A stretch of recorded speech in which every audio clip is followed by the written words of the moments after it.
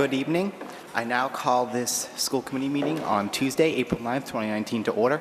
Roll call, Mr. Secretary. Mr. Bishop, Dr. Page, Present. Ms. Peliquin, Present. Ms. Ryan, Present. Ms. Shea, Present. Mr. Thomo, Present. 5 present. Thank you. We now stand for the Pledge of Allegiance.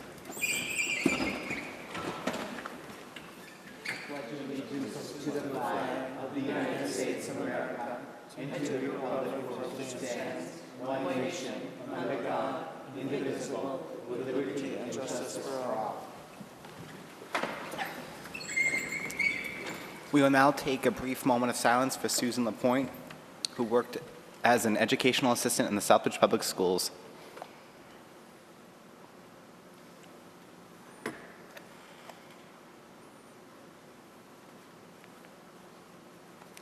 Thank you. Susan passed away after a brief illness last week. Susan began working for the Southbridge Public Schools in 1986. She spent the majority of her time with the district at Charlton Street School, but she was working at Eastford Road School during the current school year. We, as a committee, and I'm sure Dr. Villar, send our condolences to Susan's family, and we are thankful for Susan's many years of service here in the Southbridge Public School system. We will now move on to agenda item number 3, public input. Is there anybody here tonight who would like to address the Southbridge School Committee? Again, is there anyone here tonight who would like to address the Southbridge School Committee? Seeing no movement, we will now move on to agenda item number 4, the discussion of minutes. I do have some corrections under agenda item 5, new business, section C, on the second page. The first thing is, it says chapter 90, it's actually chapter 70. Chapter 90 is the funding for roads. Chapter 70 is the funding for education. And then at the bottom, right below the motion, the final motion, right above the final motion, excuse me, Dr. Villar has 2 spaces in it.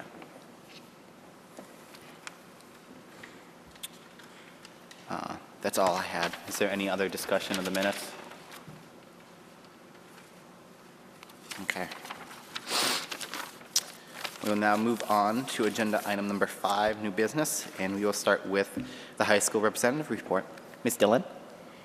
Recently, the band class has went and arrived from Myrtle Beach for a competition in which we received an Excellence Award rating and a first place trophy.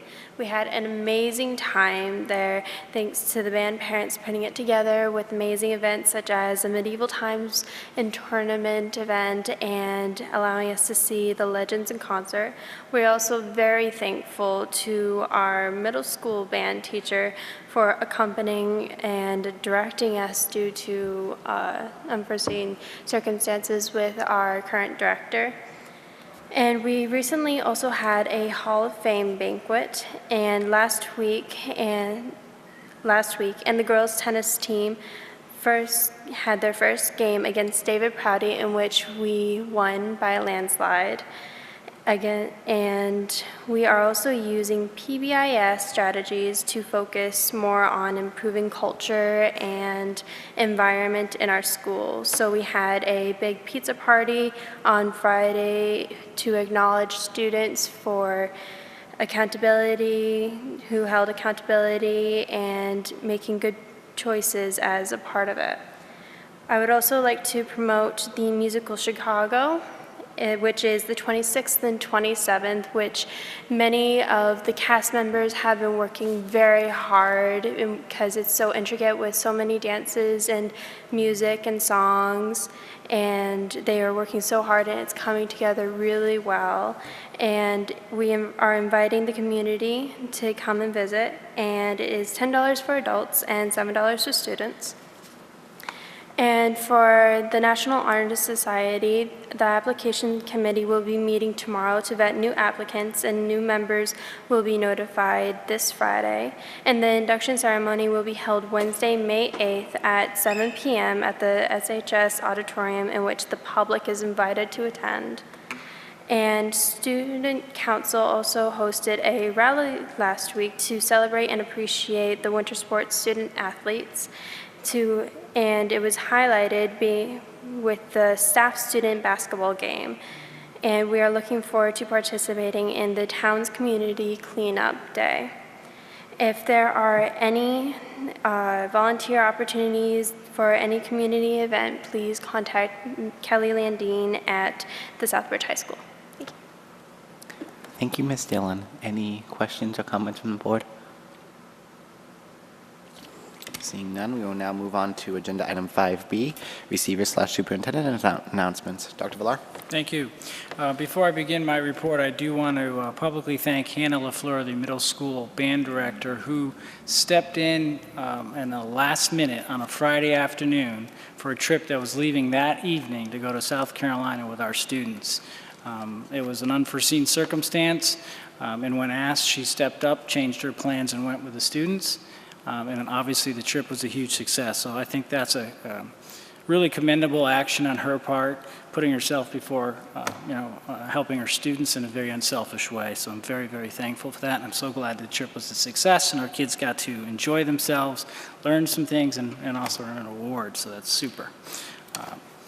So as far as my report, this evening I want to report on a really important item, climate and culture, which has been our number one focus throughout the year. And in conversation with the teachers union, the SEA, they have brought to our attention their focus as well and concerns around having training for trauma-informed restorative justice practices in addition to our PBIS strategies, concerns around providing direct support for teachers in the classroom, including increased training whenever possible and then more staff, and then having clear and equitable discipline policies in each school to be sure that students and staff are safe. I'm pleased that these are their priorities because they align with ours, and we've had many a conversation about how to accomplish this. What I wanted to speak to is this evening with our trauma-informed and restorative justice practices is really a Tier 2 intervention, which means what needs to happen is to first instill our positive behaviors, interventions, and support strategies. As you heard this evening, the high school has begun its implementation of those practices, leaving the middle school, the last school, to launch, as we call it. But it's really important for folks to understand what the practice is. So it's really about having a common framework for behavioral expectations, really in every aspect of the school, where we are directly instructing students on expectations, providing lesson plans, particularly for our younger children, about conduct in every aspect of school, reinforcing the conduct when we see it, telling kids, yes, that's great, I'm glad you raised your hand, for example. It's very important to reteach these things if we find that our climate is not as what we expect. For example, I was recently at a PBIS meeting at one of the elementary schools, Charlton Street, where they were talking about returning to outdoor recess and the need as a faculty to revisit expectations with children about how they should conduct themselves during outdoor recess, recognizing that it's different than indoor recess. That proactive approach, and then again reinforcing the conduct that we want, has been demonstrated across 26,000 schools worth of data to be highly effective. And so it's a first aspect of us successfully implementing, again, what we call PBIS.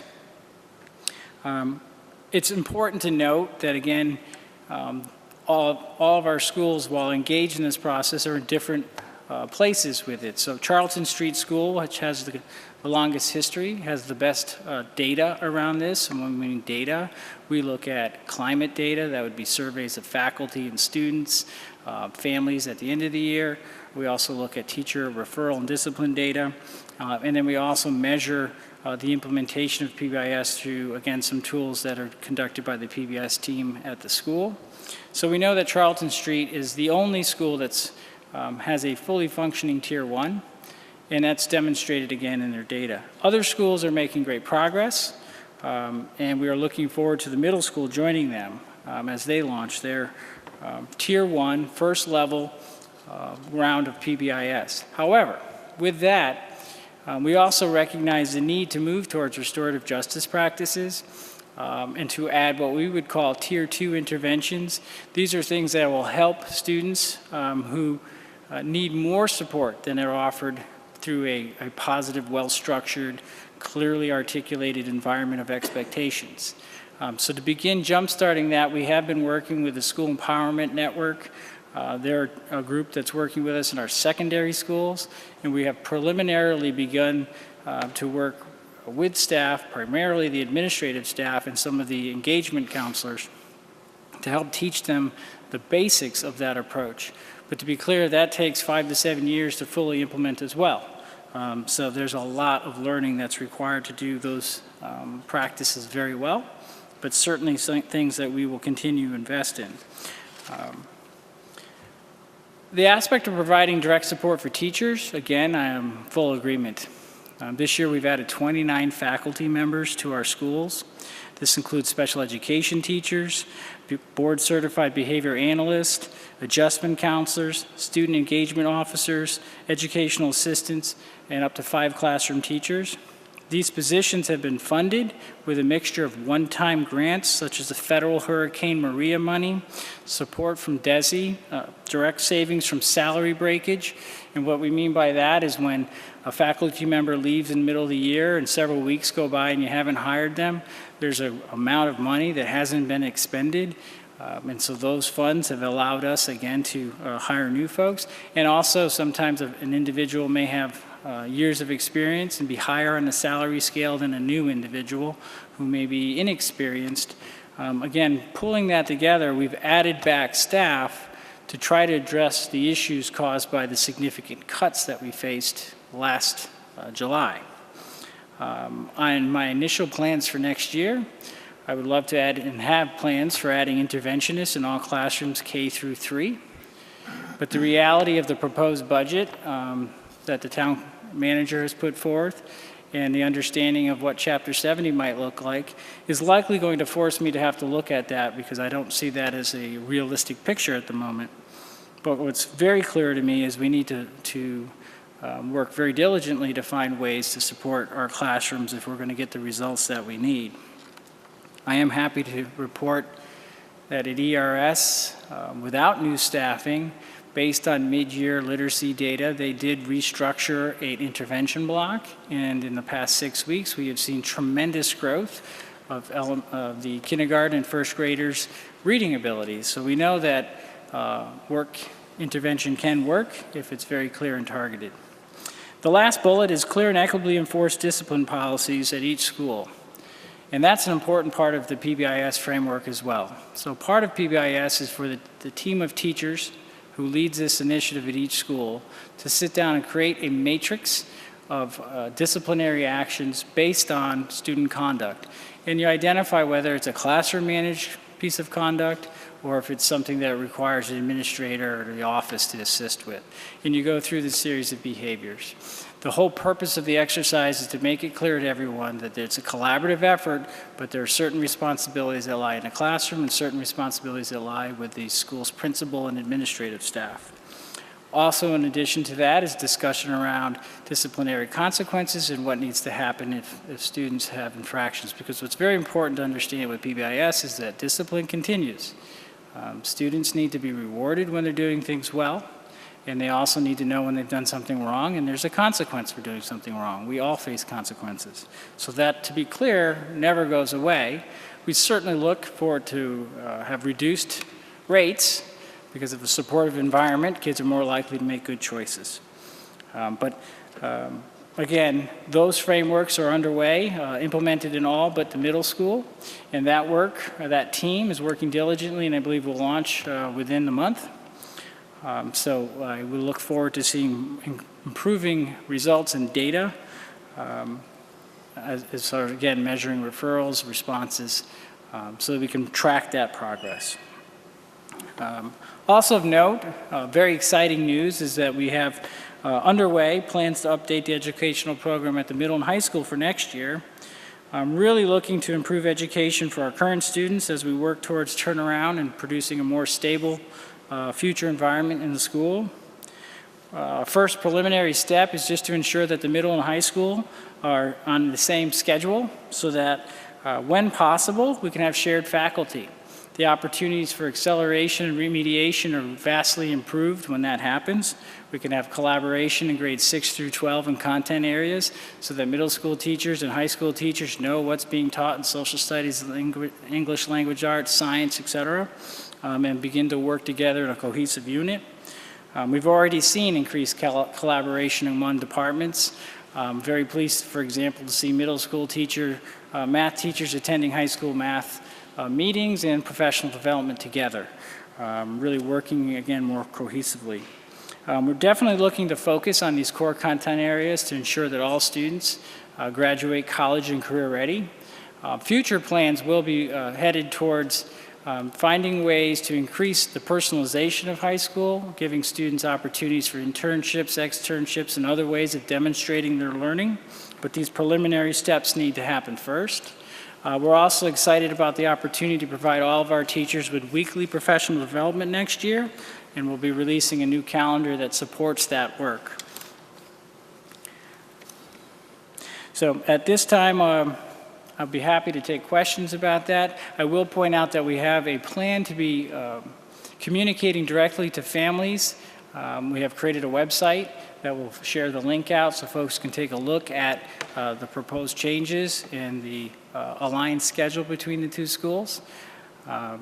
Again, it's phase one. Over the next few years, there'll be continued work with our department chairs, refining curriculum, and again, developing opportunities for individualized, personalized learning for students. But that's a lot of work for many years ahead. So at this point, step one is aligning the two school schedules.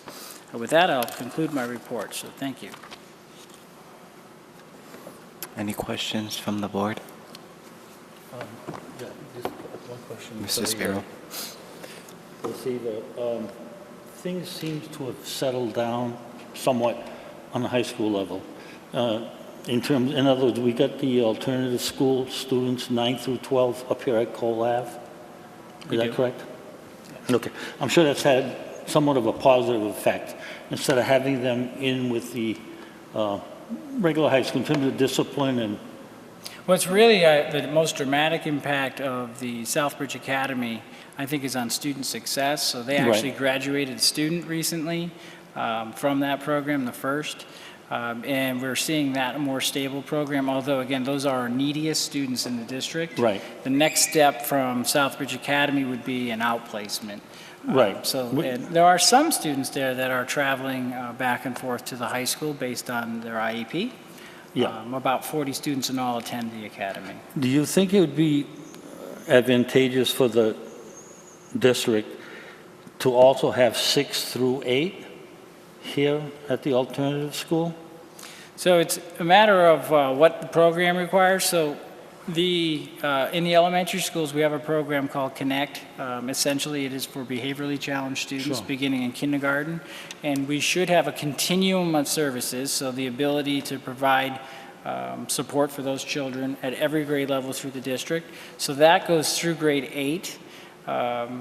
Actually, it goes through, I should say, through grade 12. However, there's also the opportunity for 9 through 12 for a more intense environment, which is the academy. Right. Expanding it to grades 6 through 8 at Cole Ave, a little problematic with space, staffing, but certainly if need is driven, we can produce and look at programming that way. But it's a very expensive endeavor, and it has to be driven by student need and IEP, right? So it's all about the individualized education plans that students have. Right now, we're trying to service them in a Connect program, and we do unfortunately have to outplace some students based on their IEPs. But could you create a program there? Yes. It's just, again, you'd have to look at how many students would need it and how much it would cost versus other alternative plans. And my last point I'd like to make, occasionally I come up Justice Street, I live in the area, and at least twice a week I happen to see police cruisers outside of Cole Ave, at least twice a week. And I'm assuming it's for the students. hopefully not central office. Well, the police cruisers are often there because their SROs actually visit the students, so it's not because they've Are been they called. being called? Well, That's there my are. question. No, not twice a week, no. Okay. Have there been issues? Sure, once in a while, they will be, an issue where you would call the police, but that's very rare. In fact, year over year, there's a dramatic improvement in the climate in that school, Okay. which is very good. But no, we don't have the situations where Cole Ave is going in lockdown anymore. No. And I'm very pleased about that. Yeah. Doesn't mean it couldn't happen tomorrow. No, but There it's are just when you go up and you circumstances. see 2 police cruisers, you're assuming. Well, and those are the same cruises that are outside the high school every day. It's our SROs. Right, So right. they come back and forth, so I would just say, don't presume they're there because of a 911 call. Right. Yeah. Okay, thank you. Yep. Any other questions? Seeing none, we'll move on to agenda item 5C. Our next school committee meeting will be Tuesday, May 14th, 2019 at 7 p.m. right here in council chambers. We now move on to agenda item number 6, chairperson's announcements. I have only a couple announcements tonight. Well, one announcement and one question. My first announcement is we are in budget season now, everybody. The first budget meeting is tomorrow night. It's the Gen Gov budget meeting. We anticipate that it will only be one night, but we're also ready to go on to a second night if need be, depending on how long the conversations are. This whole month will be filled with budget meetings. So I encourage everybody to get involved and to really go to these meetings and make your voices heard. It's where I started getting involved, and I think everybody has a right to know how their money's being spent and hear it right from the horse's mouth, from the town manager and from the department heads about how they want to spend it and how they defend their plans to spend it. So that leads me to my question. It is now April, it is now budget season, so I was wondering about the status of the budget and when we as a committee would be getting a copy of that. So we are scheduled to present our budget, I think it's May 4th, before the Education and Human Services, May 1st? Thank you. So certainly we'll have that draft before then. Mr. Racine and I have had several renditions of where we're at so that I could talk with the town manager and the subcommittee recently, give them an idea of where we are going to be with our finances based on our best understanding of Chapter 70, the governor's proposal, and the proposed $100,000 increase from the town. So I'm also aiming this year to have some additional detail in the budget, because I know last year folks wanted to see more than object level. So we will have that all prepared before the May 1st meeting. I think everyone here can agree, we would like just a little bit of time before that meeting too, just to digest it and go through it. So if you can get that to us in a timely manner, so that way we have time to digest it before that meeting, so we can go and be fully prepared with questions and just so we're prepared for that meeting as a board. I've heard you. We'll see what when we get it done, and I will certainly do my best to have you prepared to be able to answer questions and understand it first. Okay, thank you. Sure. And that will conclude my announcements. We will now move on to member forum. I believe I started on this side last time, so I will start on this side tonight, and we'll start with Dr. Page. Thank you, Mr. Chair. I'm not sure exactly how I want to ask this question. On April 1st, I got an email with a report, said March report, that said showing our progress on key initiatives of literacy, instruction, climate, and culture. There was no annotation of that. It was just it was like 100-some pages of just figures, and without really any explanation of exactly what some of the legends really meant and so forth. And so is that, I guess my question is that report prepared for a specific purpose? And is that purpose have anything to do with the community of Southbridge, or is it just reporting to the state?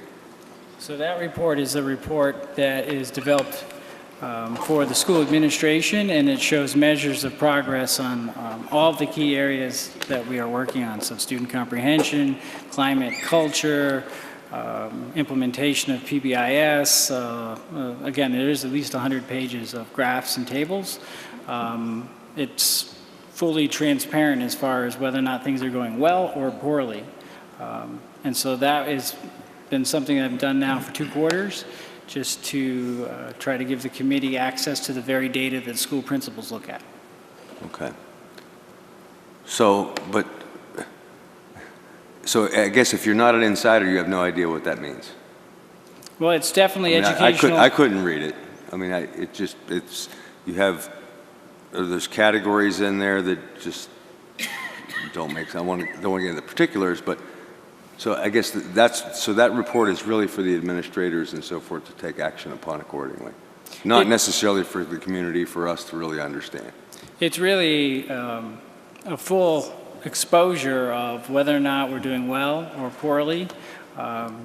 It's something that I've actually shared with community members. The town manager, the head of the town council chair has seen those tables. So when we talk about climate and culture, the number of referrals, school climate data, all of that, I thought it was important that you would have access to it as well. I mean, candidly, the dynamic here is very different, right? So I'm charged with the need to rapidly improve the schools. I'm supposed to be the superintendent and school committee as an individual, yet here we meet. I'm accused of not being transparent, so I send 200 pages of data that show whether or not we're making progress. Yes, it's complicated. Yes, it's insider business. Education is not simple. It's one of the problems we have in public education is people think, oh, it's have them do their homework, correct their homework, but there's a lot to it. I am happy to meet and review and explain and answer questions I for understand you. all that. I just want to get clarification on what, Yep. in terms of what the purpose of the report was, because it wasn't really it wasn't necessarily clear to me.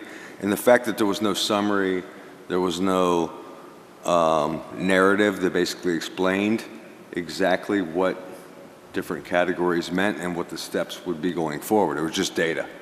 And There's a as you lot. know, data without interpretation is just data. Yeah, there's certainly So a I'm lot just of curious. data, and I have to also balance the, need to, meet requests for transparency with my staff time. And so there's, imagine if we annotated 100 pages.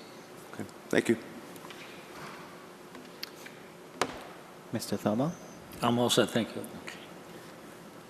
Ms. Peliquin? Nothing for me tonight, thanks. Ms. Shea? Nothing really, just encouraging people to go and see Chicago. That is a very difficult play. When I saw that you guys were putting that on, I was pretty pumped. No other business? Okay. Do I have a motion to adjourn? Second? Oh, I did make it. So you make the motion, Mr. Thomo? Oh, excuse me, yes. Second. All those in favor? All those opposed? The meeting is now adjourned.